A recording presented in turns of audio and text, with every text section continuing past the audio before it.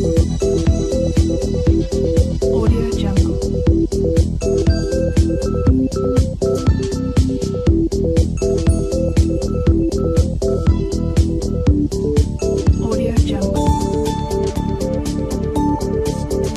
Audio Jungle.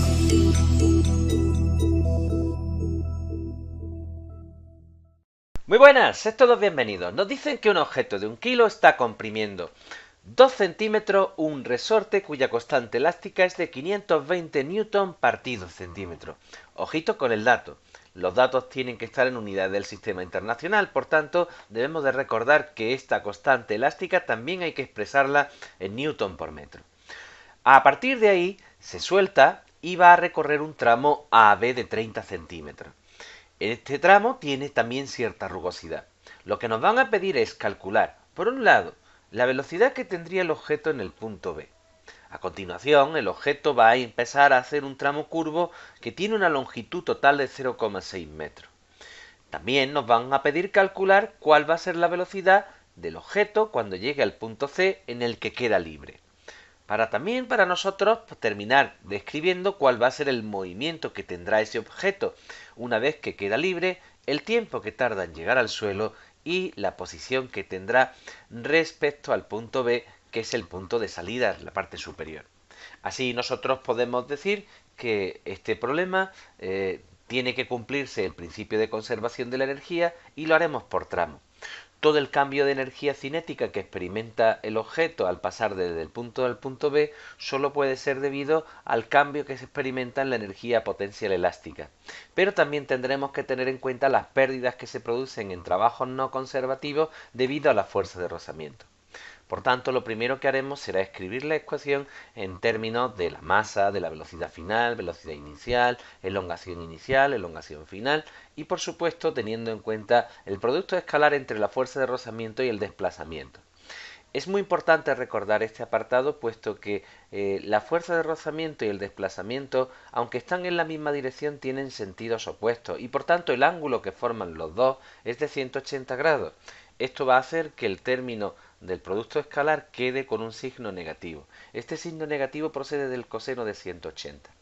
La fuerza de rozamiento la hemos sustituido por su valor. Recordar que siempre es igual al producto del coeficiente de rozamiento por la normal. Al tratarse de un tramo horizontal, el valor de la normal coincide con el peso.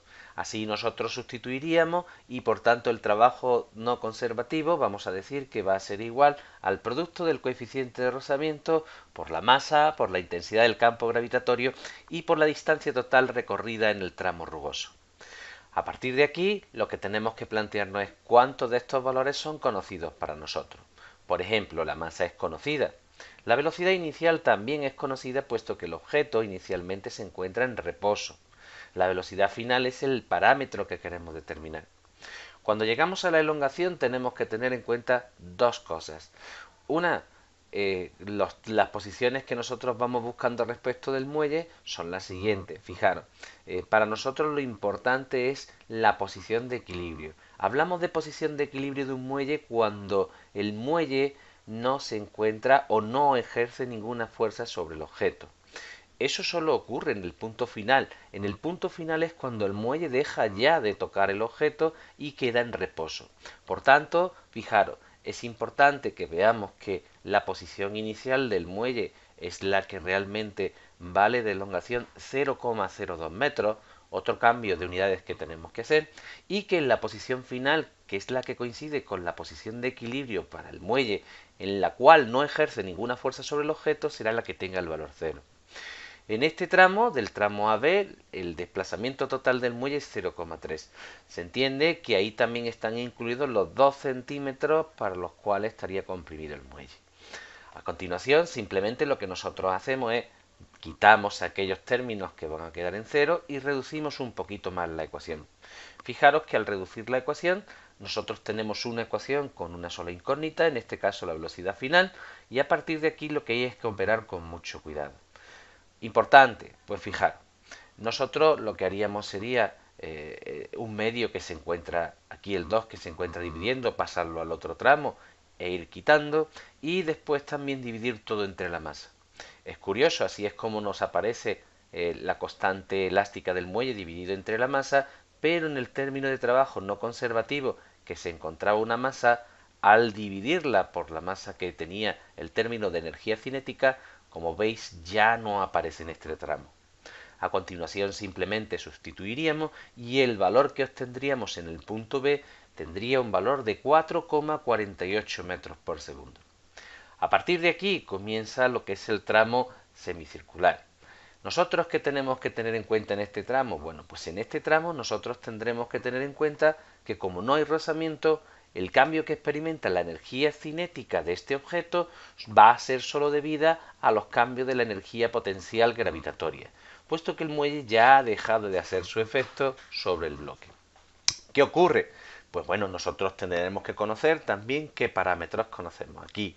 En este caso, fijaros, importante, como vamos a hablar de alturas, tendremos que tener muy clarito que la altura final coincide con 2 veces el radio, es decir, con el diámetro, porque fijaros que se trata de un sector semicircular.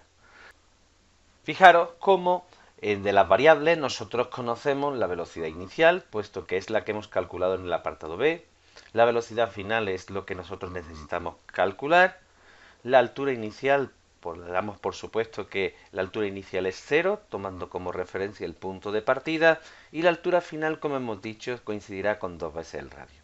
Sin embargo, a nosotros en el problema lo que nos proporcionan es la longitud de esa semicircunferencia. Y lo que tenemos que tener claro es que la longitud de esa semicircunferencia coincidirá con el producto de pi por el radio. Recordar que la longitud de una circunferencia entera era igual a 2pi por r. En el caso de ser media pondremos simplemente pi por r. Al despejar r será igual a la longitud de esta semicircunferencia partido por pi. Por tanto, en nuestro caso, la altura final coincidirá con 2 veces la longitud de la semicircunferencia partido por el valor de pi.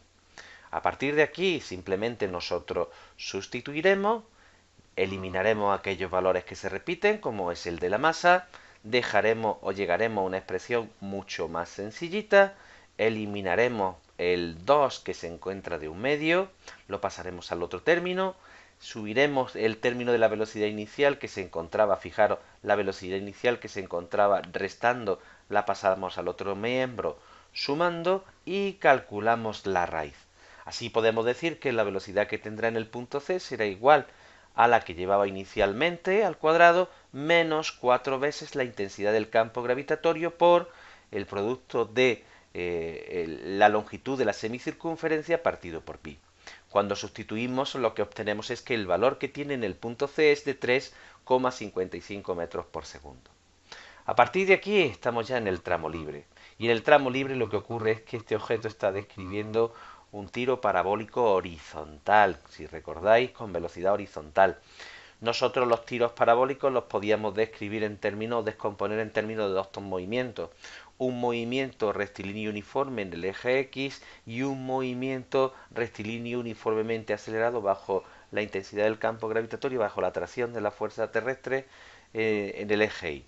Fijaros que este objeto solo tiene velocidad inicial horizontal en el eje X, por tanto nosotros podremos decir que la posición en todo momento va a ser el producto de esta velocidad por el tiempo, mientras que en el eje Y nosotros podremos decir que su posición inicial coincide con la altura, es decir, con 2r, que su velocidad inicial no presenta, puesto que el objeto solo lleva en ese momento una velocidad horizontal y la intensidad del campo gravitatorio terrestre es de 9,81. Completando también las dos ecuaciones para el eje Y, para el eje vertical, fijaros que la he dejado, no he sustituido, la he dejado en términos de letras para que veáis cómo se resuelve de forma más sencilla, aunque esto no caerá en la próxima prueba escrita, nada de este tipo de movimientos. Y lo que nosotros sabíamos o debemos de recordar es que cuando el bloque llega al suelo, la posición respecto al eje Y va a ser 0. Y por tanto, nosotros cogiendo la expresión en el término en Y, podríamos despejar el tiempo. Y como veis, el tiempo me sale solo en términos del radio y de la intensidad del campo gravitatorio terrestre. Y simplemente operando, lo que obtenemos es que el tiempo que tarda en caer este objeto es de 0,28 segundos. A partir de aquí sustituimos en el eje horizontal y lo que determinamos es que la posición final que ocupa el objeto, ojo, respecto al punto B, sería de 0,99 metros a la derecha. Y con esto estaría terminado el ejercicio. Sé que esta segunda parte es más compleja, es volver a repasar cosas que, bueno, pues que están ahí un poco tapadas, pero no os preocupéis porque es fácil de asimilar. Venga, mucho ánimo y nos vemos en el siguiente ejercicio. ¡Hasta luego!